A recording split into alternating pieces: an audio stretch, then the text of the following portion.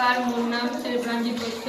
বিকশিত ভাৰত নিৰ্মাণ কাৰ্যক্ৰমৰ অধীনত মই নিচনগৰী মিলন হাইস্কুলৰ ছাত্ৰ হিচাপে হাত ধোৱাৰ সৃজনীশীল কৌশল উদ্ভাৱনৰ এক চেষ্টা হাতত লৈছোঁ। যিহেতু হাত দুখনে আমাৰ বিভিন্ন বীজাণু সংক্ৰমণৰ প্ৰধান বাহক, গতিকে আমি হাত ধোৱা কামটো বিজ্ঞানসন্মতভাৱে সম্পন্ন কৰিব পাৰিলে বহুতো বীজাণুৰ সংক্ৰমণৰ পৰা নিজক ৰক্ষা কৰিব পাৰোঁ।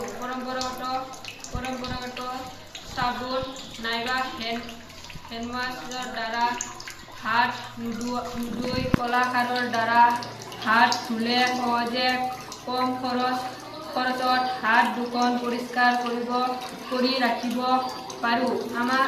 আমাৰ এই হাইলাৰ সুবিধাসমূহ হৈছে খৰচ অতি কম, ই বিজ্ঞানসন্মত পদ্ধতি, আকৰ্ষণীয় পদ্ধতি, বেছি কাৰ্যকৰী পদ্ধতি। মোৰ বন্ধু নক্ষত্ৰ দাসে হাত ধোৱা কাৰ্য সম্পন্ন কৰি দেখুৱাবলৈ অনুৰোধ জনালোঁ। ফাৰ্ষ্টতে কি ক'বা? ইতিমধ্যে সংৰক্ষণ কৰি থোৱা চুমাটোৰ পৰাই কলাখাৰ লৈছোঁ।